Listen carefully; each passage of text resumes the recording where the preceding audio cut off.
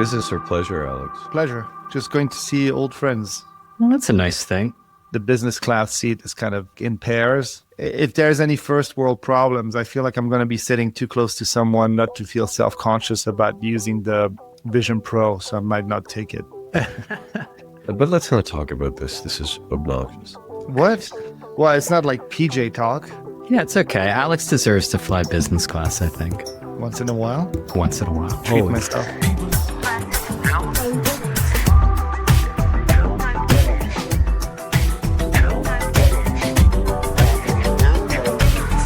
Let's get started.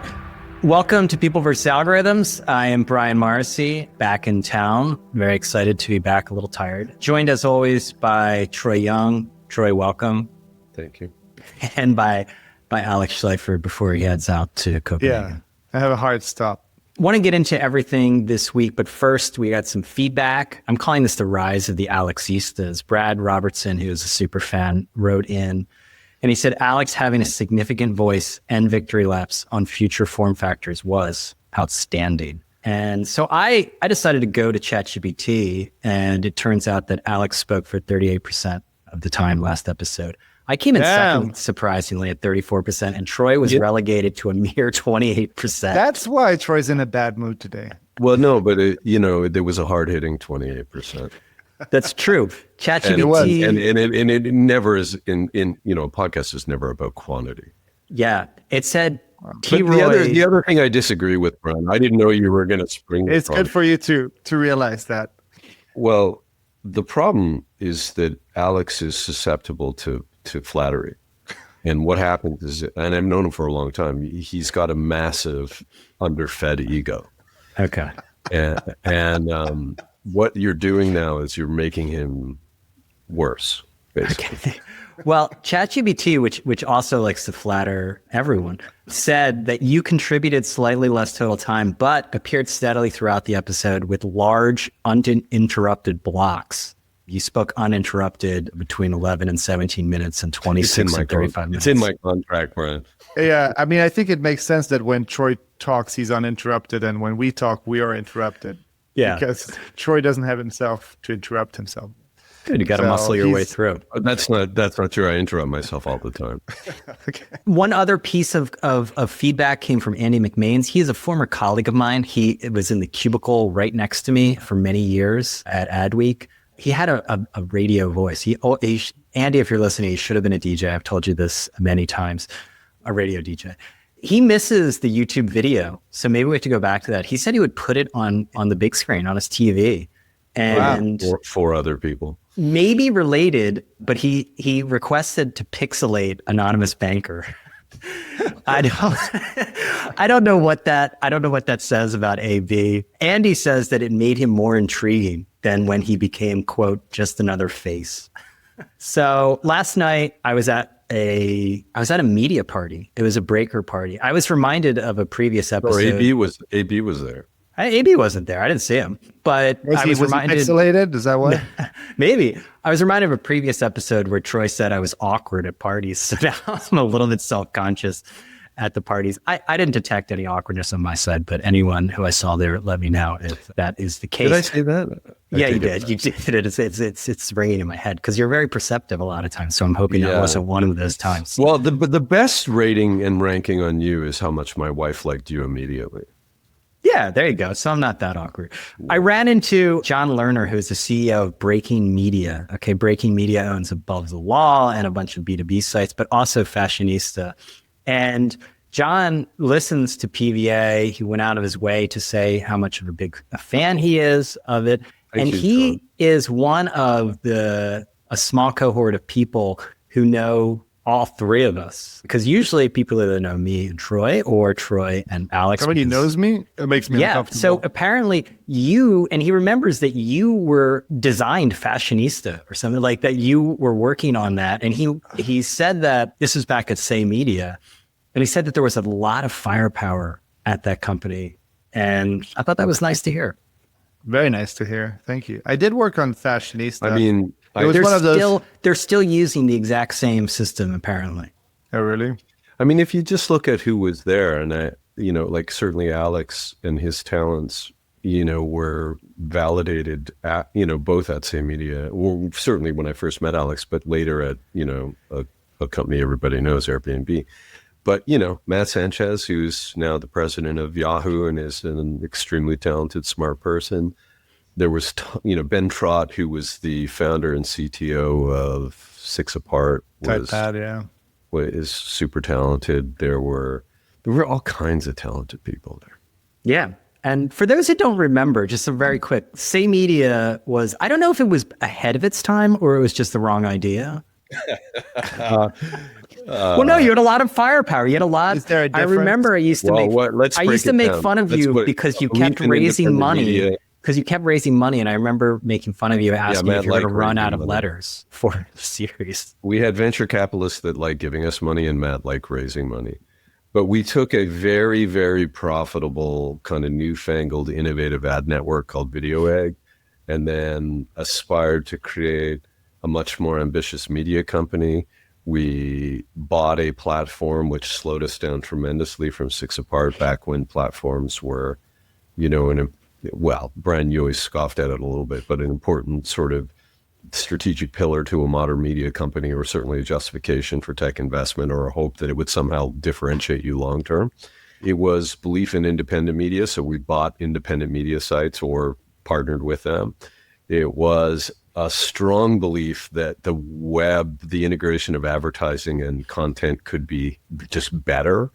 Did things like the Clean campaign, which was about ripping a number of the advertisements off the page and trying to make, content and advertising coexist on a web page. We aspired to build better tools for creative people. Like, it was a cool company. I liked it a lot. Yeah. And I think that there could be like a modern Say Media, right? Not with the banner ad stuff, but like that there is a need for that within. I mean, the competitor to space. Say Media, and I would argue a company that was ahead of us conceptually, was Federated Media. Yeah. And that was, many of John Battel's ideas from back then were definitely prescient. Yeah, if you want a bit of trivia, we also sold the Vox.com domain to Vox. Oh, really? How much did you get for that? Not enough. Not enough, yeah. Okay. Final thing is I'm just back from traipsing around Europe. I was in Milan earlier this week. Is it falling apart? It is not. Again, I'm again reminded of something we've discussed here. One is when I go to these places, they're not falling apart. And two, again, I keep running into Starbucks that are kind of nice and amazing looking, at least from the outside, because they got to compete better if they're going to be selling coffee in Milan. I think Milan is a very interesting city because its modern use, at least in the sort of center part, it's basically a giant shopping mall, but it's like a nice shopping mall, right? It's like a luxury shopping mall. And you've got the Duomo and various art galleries and whatnot. Well, isn't it also the home where sort of technical excellence meets craft? Yes. And that's, I think Hallmark. And isn't Milan also now a tax haven? Well, they have a large influx of people who are fleeing the non-dom regime or whatever in the UK. Yes, basically avoiding taxes. It's like 200,000 euros a year gets you tax-free status. So you can pay that. It used to be 100,000 euros, and now you pay. I think it's 200 now. Maybe it's 150, but you pay that, and then you don't pay any other tax. Is that like a city or like county, whatever specific? I think it's national. I wanted to talk about aesthetics, not about tax regimes. I shared with you guys because really Milan is, their competitive advantage is not going to be in compute and AI. I don't think it's going to be in aesthetics, and they really take it seriously. One of the things that I was struck by is I went by and I guess an unauthorized advertising poster. In most places, they either take them down or they just tolerate it. There, they put a big sticker over it that reads Publicita, I think it's Publicita Abusiva. And I was thinking when I was going by that, wouldn't it be great if the open web had that, to basically name and shame all the pollution of the commons? One other thing that I noticed there... That would have been a lot of work. Would have a lot of stickers. Yeah. Brian, where did they put that on? What would get that designation? Anything that... So all all advertising needs to go through like some kind of bureaucratic regime in order to make sure that it lives up to the aesthetics of the place, because that's what they have going for them is aesthetics. Oh my God. That's sometimes I get reminded that I'm very European and my wife is very You're American. super European. Well, I told my wife that I wish that we had some sort of design czar in San Francisco that just made decisions, and she was mildly offended by the lack of freedom that was provided. And I was like, no, but you need authorship. Like, I think San Francisco badly needs shaming of the advertising out there. Like, you have these giant 100-foot banners that says your ERP is compute adjacent bullshit, and it's ugly. It's just ugly, and it's polluting our eyes. Is that San Francisco sassvertising? Yeah. Oh my God, that's a great name. They're terrible. I mean, even the Apple ads have become just trash. So one of the things in that I noticed in there also is, it's a tram city. I like trams. They're not super efficient. They've mostly given way in most cities to just simple buses or subways. But they keep their tram system, and a lot of them are modern, but they keep the original trams from the 30s in circulation, particularly in the sort of touristy areas, I'm sure. But those, same way, they are... Oh, we weren't going to make this podcast about trends. Trams. You just triggered Troy. Anyway, they attract luxury advertising because they have strict aesthetic guidelines. So I think there's a lot we can learn from Milan and how they approach aesthetics. But I mean, this is really about taste, and I think it's interesting as AI, as kind of the Sora stuff is picking up, and we're seeing AI video have its moment. It's just like, what is the value of taste, right? And I do think taste will have an impact on AI videos. I think some people I think what we've seen so far, we talk about slop, but it's going to be interesting to see as consumer products come out that give access to more people, that normalize it a little bit. Are we going Does anybody else have a negative reaction to the widespread adoption and overuse and recklessness of people calling everything slop? It's so annoying. It's so annoying. It's annoying. Yes. It's like the term late stage capitalism. That like suddenly all these, idiots agree that this is what like we refer to as the time we're living in as late stage capitalism. Like there is no other stage of it, or that it is by, its evolutionary imperative on its way out. It's like slop is ridiculous, right? Like there's lots of stuff that people create with AI that's not slop. Well, it implies an opinion, though, right? Like late stage capitalism implies that you think it's the end of it. Slop implies that everything created by AI is going to be trash, even if it's good. Right. And you could debate that opinion. The terms are annoying. I mean, I think we've lived through a decade of annoying terms, right? From everyone, every side. I think language has been weaponized. But what do you think? Do you think it's a good thing that, the pronouns and the kind of the movement to make it part of how we identify ourselves is in retreat?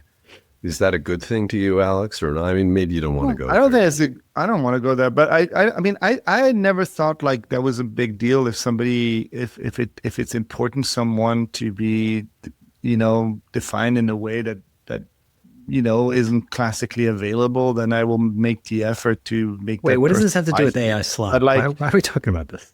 I don't know. I was talking to a lawyer last night at a tier 1 law firm, and he said that there was a period when they were required to put their pronouns in their digital profile. Yeah, I mean, that's,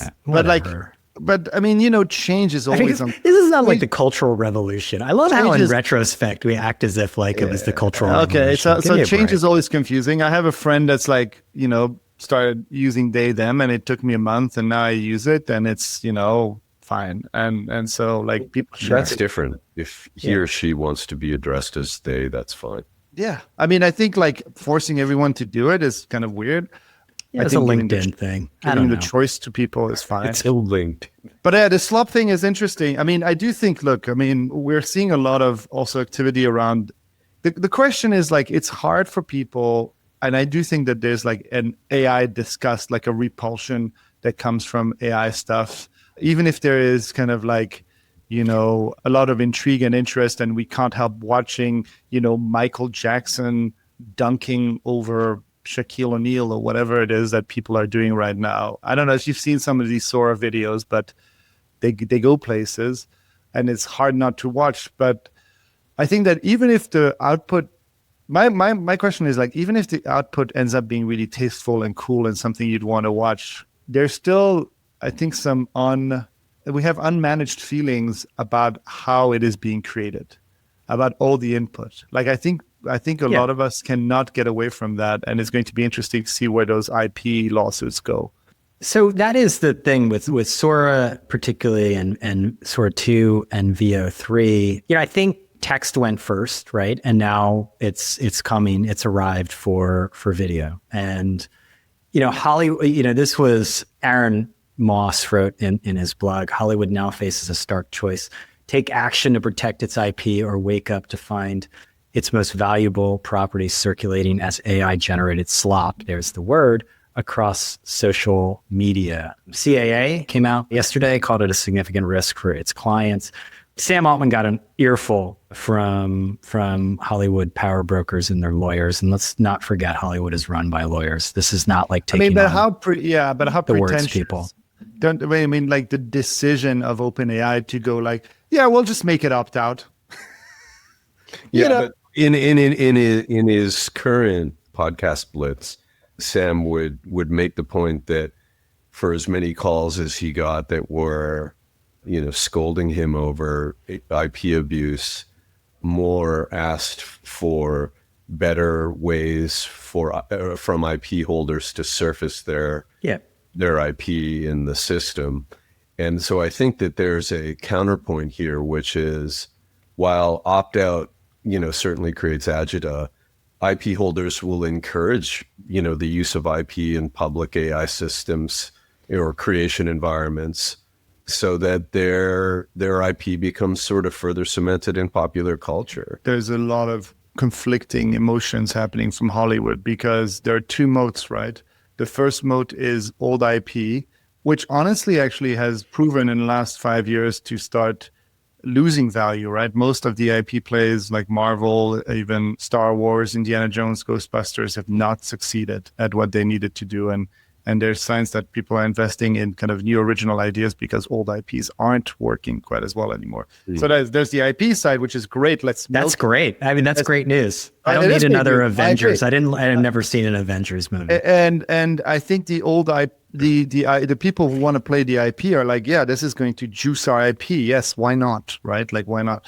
The other side of Hollywood is the money moat, right? Is the fact that actually a big part of Hollywood is the ability to create a moat, because they're the only ones that can spend $200 billion and make a tentpole movie, right? That's the other moat, right? That's the kind of Ellison moat that wants to go into movies now and stuff like that. It's like, we're big studios. We don't want kids in their bedrooms to be able to make a Mission Impossible. We want it to be unattainable, because that's a valuable product.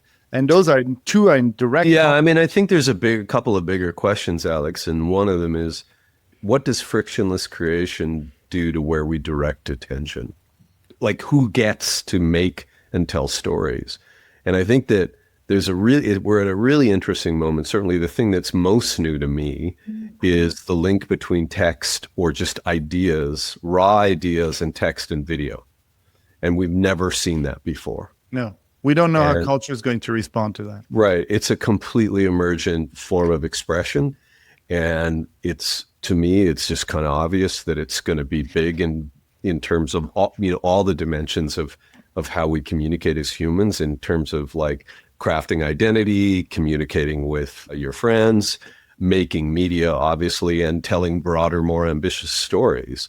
And yeah, it's certainly a threat to anybody that had any kind of capital-driven mode in entertainment. But even if you're going to hear stories about social media and such being in retreat, and we're going to touch on that, I think, in a bit. But I still think that the biggest threat to Hollywood is just the continual drip of attention away from kind of institutional media creation. Right. And I think the when you talk about the AI slop, I think underlying that, beyond people being annoying, whether it's putting pronouns, I guess, in LinkedIn bios or using AI slop in late stage capitalism. I regret that we brought that I brought it. I want that on the record that I did not bring it up. And I This apologize. is not I apologize to LinkedIn. I think Troy just saw the free press being sold for $100 million and said, we need a little bit of that. Yeah. Let's get into that. But I think underlying that is this feeling that, one, there is something being lost and nobody can put their finger on what it is. And this is arriving after what happened with social media. And something being lost in what, Brian? In this new creative tool? It just in culture in general. Like we've seen our attention, we have seen our attention being hijacked by the lowest common denominators. Francis Fukuyama had an interesting Substack about this, in which basically he pinned the rise of populism, which has happened across different societies, economies, and at a time that by all measures has been pretty good, really. And he pins it on, he said, it's the screens, it's social media. And that social media drives conflict, social media drives sensationalism. And I think the pervasive sense is that social media has been kind of a net negative and that AI will just accelerate all of that. I think that is behind what the AI slop, because, yes, this is the worst it will ever be, et cetera, et cetera, et cetera, right? But playing it out, like, I don't think many people are very excited about this. I know you guys are going back to your like Web 2.0 ethos, but it just seems outdated. No, I agree with you. I don't think we know the repercussions of this. And I do feel we've lost something. And we're also living, this current generation, and I'm not talking as an old guy, this current generation already feels that they lost something. It is measurably like the generation that has the most nostalgia for an era that they never lived through, right? They never lived through these things. They want malls and they look at like old cameras and it's like not like when I was 22 that I was looking at like, what was it? Like I Dream of Jeannie or the fucking Dick Van Dyke Show. That wasn't the shit I wanted to experience, but yet like Friends and The Office are. And so there's already a deep feeling of loss of something that was more simple. And I think there's like really, to me, like two very blatant things that get taken away from AI is like this removal of like the craft, the friction, the pain that comes with creating art, right? Like whether it's like Bob Dylan or whoever, you like the stories that come from that, the stories that come from like creating these songs, or like how Apocalypse Now was a nightmare or whatever, like just the sense of craft and effort that's put into things that gives some things value, right? It's not all the value, but it gives some things value. And the second thing is like this collective, I think it was called collective effervescence of experiencing a thing as a group all together. This movie drops and it's Star Wars. And it's not like a million little things for a million little subgroups, but it's this one big thing. And then there's like something in the monoculture that was like a ritual, like a church, right? Like media became a church where we would all watch a show and it would connect us. And the only thing left is sports. The only thing left is sports in that. And then the counterpoint to that would be to question the 90-10 rule in creation, or whatever, 99-1. Right. And so last night I was wait, can you just explain that? I know we've talked 90 about people it before. Consume, 9% engage lightly, like a like, and 1% create. Good. Right. So I was watching my friend's kid in his room 13-year-old use sophisticated digital composing tools to make music, and so a broader revolution in, I think the one that changed media was text originally, but in music and soon in video, just takes the friction, whether that's good or bad, I'm not sure, out of creation. Let's not even call it all creation has friction. Mm-hmm. If you want to make something good, irrespective of the tools, right? Like even if you have beautiful tools, if you want to tell an interesting, nuanced, new story, there's always going to be kind of mental friction in that. It just shifts where it is. But we've created a culture and a technology-driven environment where more people are creating for smaller audiences, and more people are expressing themselves with these tools in kind of wonderful ways. I'm not saying, but I kind of like it. Actually. I mean, I'm not saying, but I just want to detach that from the Fukuyama meta point, which is the distribution created a kind of fragmentation that was disruptive to how we govern societies. Right. But even if we just to set that aside for a second, what I'm trying to say, even if we don't know if the future is good or bad, or if this is a net positive or negative, whatever it is different. And there is a sense of mourning right now. There is a sense of mourning that is applied to people. Don't know what they're mourning, but they're mourning. Yes, they're mourning. They're mourning. They're mourning a loss of something that will never be the same. I just made my wife notice that there are no more bands anymore. It's very rare to see a band. I know. Right? And she was like, oh, shit. Well, look at Oasis. Why are people again, people are rediscovering Oasis's tour, I guess, is wrapping up probably this autumn. And it's strange, right? Because that doesn't exist anymore. These animals have extinct, and Oasis is like our Jurassic Park moment. Welcome to Jurassic Park. This is how shit used to be. And people are like, fuck, that's amazing. A super band from England of bad boys? What is that? Try some patience with this. He wants to get onto the monetization phase. I'm not saying the future might be fantastic, Troy, and it'll definitely be different. But Alex, you have a very nuanced view of this, though, because you're very much pro, technology, and at the same time, you seem like you have this reticence about it as someone who worked to develop a craft, right? I have Canva. This doesn't make me a designer. It's my passion. I think the thing about being a designer that uses technology is that you're constantly honing skills that become irrelevant, every year. You know what I mean? You learn how to use 16 colors, and then you get, now I have 256, or now I have infinite colors, and you learn how to use low resolution, and that keeps going up. So I don't know. I'm kind of used to that.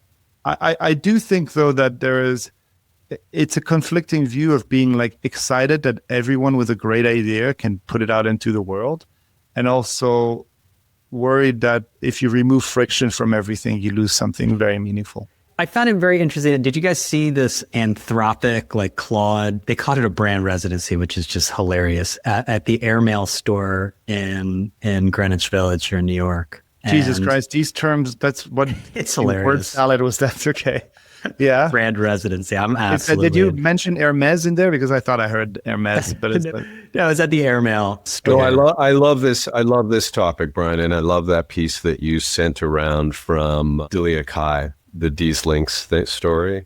Yes, totally went off on this. Yeah, she's maybe explain. So basically, the campaign, which is really interesting because it was just a very small thing that seemed and again, it's impossible for me to know what is truly viral in that sense. There were a lot of photos of people lining up for these thinking caps, and Anthropic with Claude is trying to position itself as anti-AI slop. Now, to me, I'm a journalist, and so I hate hypocrisy more than anything in the world, right? And the idea that one of these AI chatbots that sucked up the entire creative output of the world is now trying to position itself as some sort of humanistic, on a humanistic side is hilarious to me.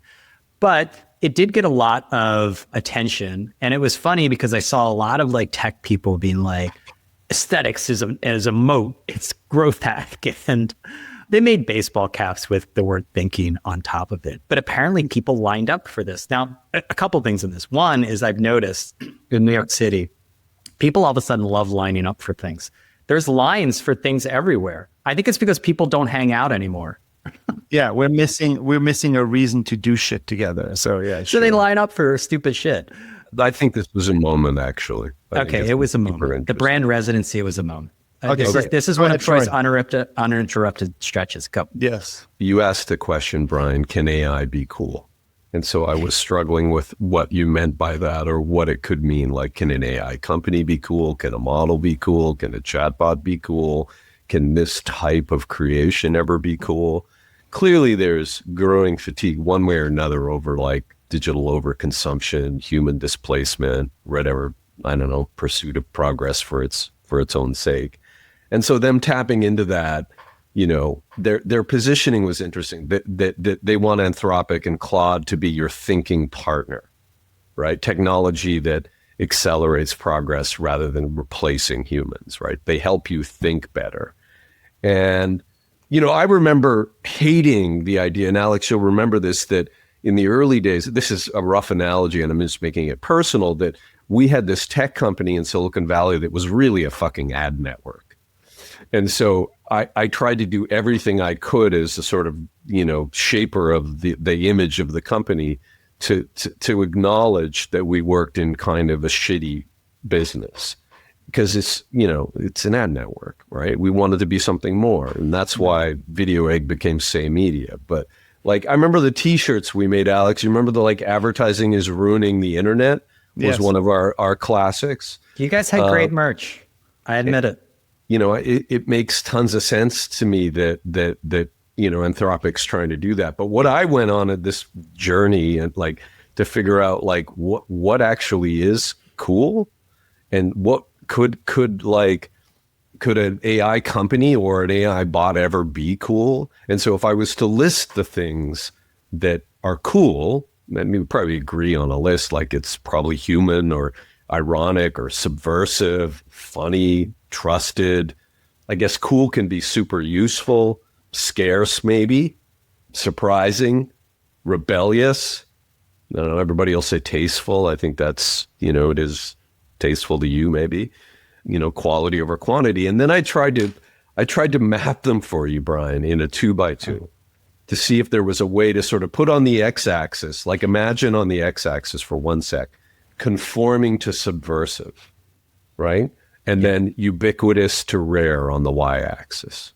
And I actually wrote it down. This is the most Troy shit ever. I love this. Yeah.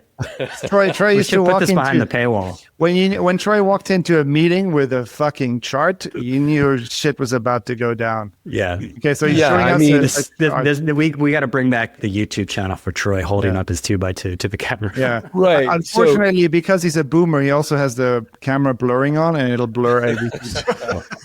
No, but I did it. I did Gen Z conforming loves to throwback subversive. stuff. Here's the thing: you got to test your 2x2s, right? Because the quadrants don't if something is conforming and ubiquitous, what is that? Is that what Claude is? I don't know. I guess it kind of is. If something is rare and subversive, is that cool? Could Claude ever be that? You look at another one that's not if you call it Claude. Claude. I could go on about this. I won't. But I think you're already aren't you seeing as a brand person, aren't you getting a different brand sentiment from Claude and ChatGPT? You definitely are. And in Sam's tour, this is Sam Altman, who's hitting the pods, as I said. His thing is, he's not trying to define the nuance in the message. What he's saying is, we're going to win. He wants to be everything. Winning. He wants to go after everything. Yeah. We're going to win all the way down to the nuclear plant. And I think we're going to lock up chips. We're going to lock up data centers. We're going to be the interface that money flows into, and the idea that we are going to own the idea of, mass AI. I think they've changed their tone a little bit, because I think the AGI thing is not resonating as well, because nobody wants you to build the God computer. I think there's a lot of reasons why AGI is not something that's popular, right? It'll replace you and it'll do all that stuff, and also no, they wave it away now. They wave it away because it also is there any money? My thought exercise is, if you create a sentient AI, are you going to get it to work for free for you, or what happens then? It's just wait, it's just you guys reinvented Napster, now you're going to reinvent slavery? That's great. But yeah, they're going after consumer product and they want to win at everything. But I do think I do think Claude is technically cooler. I've heard people say, I use Claude because I don't like ChatGPT and I don't like Sam Altman. People are making decisions. Now, is it at scale? Does it matter at scale at the moment? I don't know. What makes it cool, Alex? Is it that it's a better writer? Is it that they have nicer Come on, it's they brand. have Troy, you know friendlier this. You worked at ad agencies. I mean, it's just like, But it's more than brand now, Brian, because interestingly, like it's also tone, like because you have this kind of, talking machine. It's also tone. It's also the way it generates its graphs. It's the taste that it puts into. well, I know this. Grok is not cool. I know this. Come on, Grok can Empirically not generate cool. like a little anime girl that will show her tits. What are you talking about? That's Empirically the coolest not thing, man, cool. bro. Empirically not cool. Well, Grok AB is here. Be, Let me ask AB, is Grok cool? wait. Grok is going to be fast and crass. Grok is disgusting. Grok is That's not cool. It's the embodiment of Elon. I mean, isn't it great that we have AIs with personalities? Go ahead. Sorry, AB. What was your question on Grok? Is Grok cool?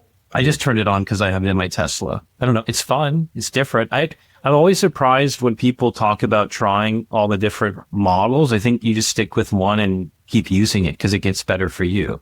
That's true. I tried Grok, and I was like, just stay on ChatGPT. And ChatGPT now puts everything in. So it's the memory. It's the memory matters. Right. That's right. It may not matter if it's cool or not. But one of them, there will be a chatbot that people think is cooler. For sure. But the thing is though, like these things are, my ChatGPT, the way I set it up and the way I could have put a setting is so robotic now. It nearly has like I don't want it to have any personality. And so the way I use it is probably very different. But we do use Claude for Claude Code because it's better for that. And I do like using Claude. I mean, it's funny because I feel like I use AI a lot more like tools. So I'm happy to switch between them and switch integrations. But yeah, my day to day is definitely ChatGPT because it knows stuff about me. Is Apple cool, Alex? Apple's losing its cool real quick, I think. That's fair. All right, let's wrap this up and get to the free press. Okay. Yes. Let's not talk about nuclear power and the future of society. Let's instead talk about a Substack getting bought for $150 million. 10x revenue. Barry Weiss is going to be the editor-in-chief of CBS News. This is causing a lot of consternation in journalism circles, needless to say. David Ellison is remaking, who's the CEO of Paramount, is quickly moving to remake CBS News, which, is obviously his prerogative. AB, give me we talked a little bit about the free press in this. I remember, we had a little bit of a disagreement that this was about Paramount getting some sort of foothold into Substack. I just think it's a billionaire who wants to remake CBS News that flatter his own ideological lane, and Barry Weiss is just a wrecking ball. So originally, I'm wrong, right? I said that Barry is never going to get a top news job. A couple of things. It's the simplest way to get a lot of people to leave without having to give them severance, right? So you bring her in, and a lot of people are just going to walk out the door. It's like which farting makes on a it bus. easy for them. Or it's return to office. The other thing that people forget is like half of the country is conservative. And Fox does really well. And so if you want to move your news to have some flavor of conservatism, even if it's more independent, that's the simplest way, right? And the people that are advertising drugs and all these different pharmaceuticals, they don't care what the content is. They just want people to buy more prescriptions. And so I think that the strategy makes sense of why they acquired Intemperon and gave her a top job. And I'm sure that they'll build management around her to have more significant, because she's a writer, right? And so I don't know if she wants to manage. She has very limited managerial expertise. Look, I give her a lot of credit. Building any business from scratch, and having an exit of $150 million in this media environment after only, 3 years is impressive. So give her credit for that. Can I summarize the argument for and against? Or success or not success. I have a 2x2, Alex. No, I thought just about put this Barry on the upper right quadrant. I know that. Right. So, we live in an age where there's tremendous leverage on point of view or personality, right? So we saw mind-numbing deals in AI in terms of how much people are being compensated that can really leverage a system to some effect or economic benefit. We saw things like Shonda Rhimes getting huge amounts of money from Netflix a few years ago. So there is this premium on talent. at first I would have been like, well, what does she know about operating a ratings-based, complex, dealing daily with the vagaries of, television talent and the political, rat's nest that is CBS. And then Barry's a very talented person. And I think that when you look at this kind of open heart replacement, you can see a few things that are really interesting. One is just the signal of putting her in there, like what it says to the organization. I think that there's something about that you do on Substack that's like CRM is the mechanism of customer contact. It's a subscription-based relationship with an individual, and organizations that are detached from the consumer like CBS don't do that at all. It's really, really difficult. And so if you look at what Barry's, done or accomplished with Substack and with the creation of the organization, like they're really good at reaching people in their inbox, at backing it up with podcasts and events and live programming. And they've kind of created an organization that's admittedly big but not scaled, that is really, to me, is representative of the media mechanic of the future. Right. So, you've got on one side like a ratings driven news organization, and the other side you have a relationship driven news organization. And I think that one could stand to benefit from the other because the world is moving towards relationships. And I think the other thing that CBS has, it's really not about the news programming. It's about the essay platforms that are Sunday Morning and 60 Minutes. And those are sort of best in class, category leading programs that have tremendous platform and brand value.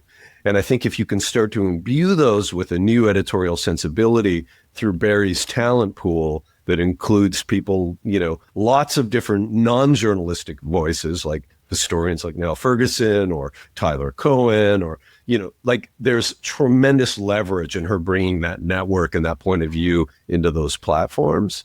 And so I think that it's like a real shock to the system, and it brings a new mechanic that's important for the future in a direct-to-consumer world, and it brings new content and talent to the existing platforms. I think that's the bull case. And then, the other case, like the argument against, is that free press is maybe a passing fancy. The organism will do everything it can to reject her, and there's tremendous dysfunction in there. That that the CBS or that Paramount overpaid, and that the recognition that it's much easier to build a new thing than to change an old thing, which is unbelievably true. I have 5 minutes. I'm just gonna drop a couple of questions for AB, and then I'm gonna have to hop off. I get all that. Alex, you can't. I wasn't done yet. Oh my God, you're not done. Wait, Sorry. I thought you had 6 uninterrupted minutes. Yes, that's in your contract. It is. Go ahead. Yeah, be done. Go ahead. We'll give you. Alex was not at his 38%. Alex will yield the floor. It's just I have 5 minutes, but you keep going. Yeah, go ahead. I'll drop off. Well, I mean, the last point I would make is once you fall into the ratings world, that's the currency. Right. And Okay. that's difficult. Yeah. But we should get reactions to that, Alex. Yeah, but I want to add to your points. None of this makes sense to me because CBS News is like 4% of the revenue of that group or something like that. It's tiny. That's number one. And it'll be smaller because they're probably gonna add Warner Brothers Discovery. Right. Number two, she's not a proven manager. So I get change agent, but leaving your old job and leaving your old big media job and starting a newsletter is not a good track record for going back to a big media job. I'm sorry, on paper at least. And three, Ellison himself said, this is about focusing on the 70% of the people in the center. So somebody's fucking lying across the chain here. What the fuck is it? It is not for the money. It is not for managerial. And it is not to go on the right or the left or whatever. And everybody knows that going to the 70% in the middle is not working for CNN. So something's going on. I mean, whatever. It's ideological. Yeah, she happens to line up. Well, okay. So maybe Occam's razor is that he's got a bone to pick and he wants to do that. But that's great. But I'm telling you, the lane is you just happen to have your point of view that lines up with the points of view of billionaires. Like, I mean, it's a fairly good strategy, I think. Gets you off the spreadsheet. And if you're a billionaire, are they doing discounted cash flow on this deal, AB? You can't, and I'll give you the numbers, but you pretend it wasn't about the free press. If you want to make a news company more valuable today, move it to the middle. The content cannot be, I mean, sometimes I've seen clips of these cable shows, and this is not cable news, but this is adjacent.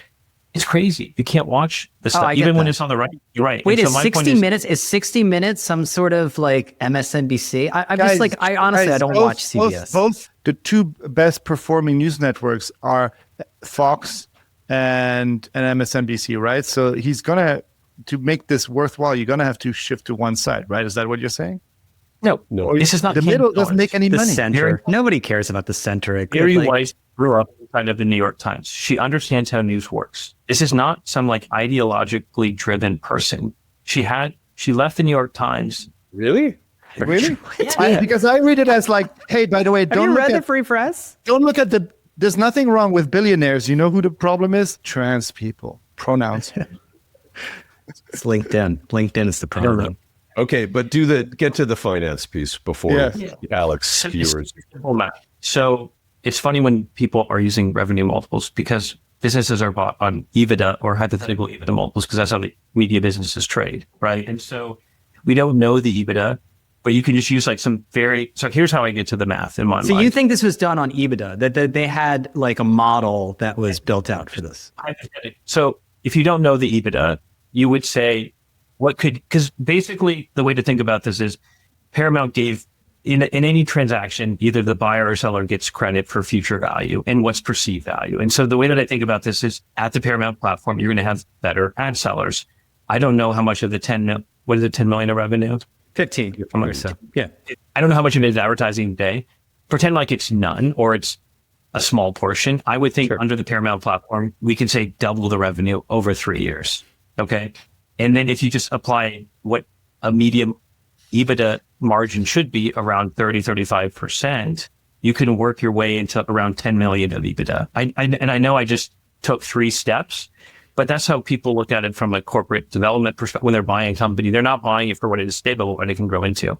And so at that point, the multiple of 15 times is not that heady because that's whenever there's like this upswing in media, that's what you start to see is like multiples push past double digits and he gets free severance. Like there's all these other goodies, which is, I feel bad for people that are leaving and they need to get new jobs, which are going to be hard to get.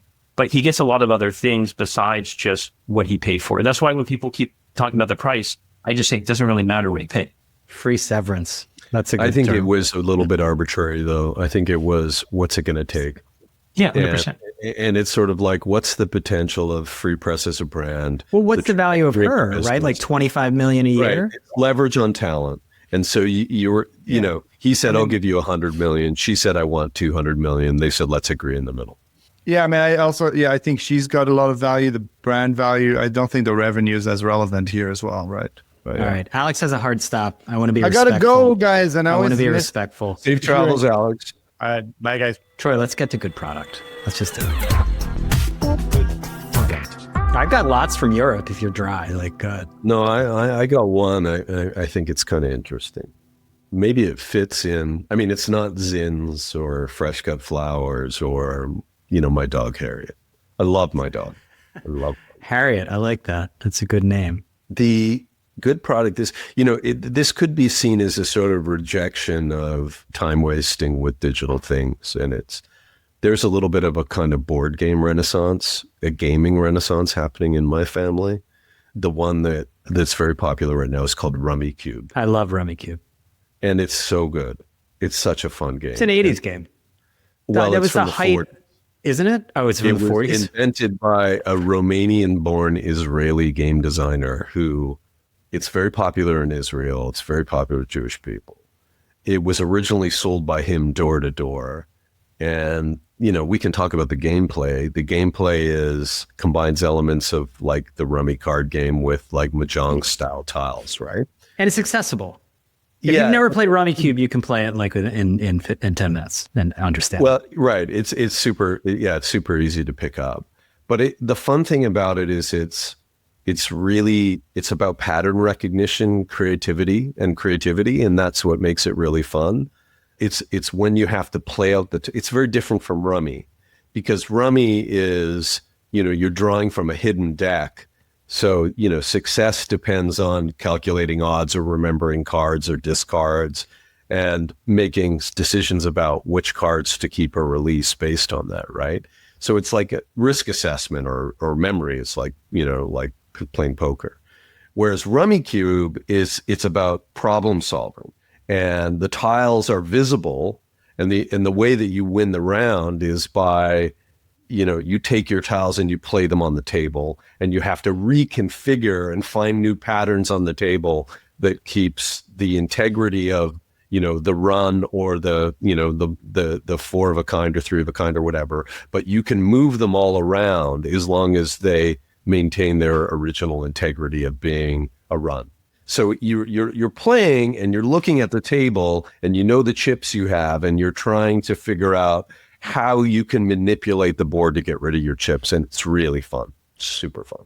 I agree. I'm not even a board game guy, but that's one of my go-to board games. Can I add one quick good product of my own? Something I also came across in Milan, I shared it with you guys, is the Fiat Topolino. They brought back this car from like the 1930s and 1940s. It's completely impractical. It's actually a quadricycle. Technically, it's a miniature little 2-seater car. Amazing design. At least one version of it just has ropes. The original had ropes for doors. There's 2 little nicely designed fans in lieu of AC, because Europeans are terrified of air conditioning. I love this car. I'm not even a car guy, much like a board game guy. It's a gas-powered vehicle? It's a gas-powered vehicle, I believe. Yeah. Mm-hmm. Is it convertible or is No, it's not. It's not convertible. I think there might be versions that are convertible, actually. But are they all over the place? I saw several of them. They're 10,000 euros. You can't take them on the highway or anything. It's tiny. So you have to be in a very compressed urban environment where you need a tiny little car for parking. I love it. I think I would love to have a Topolino.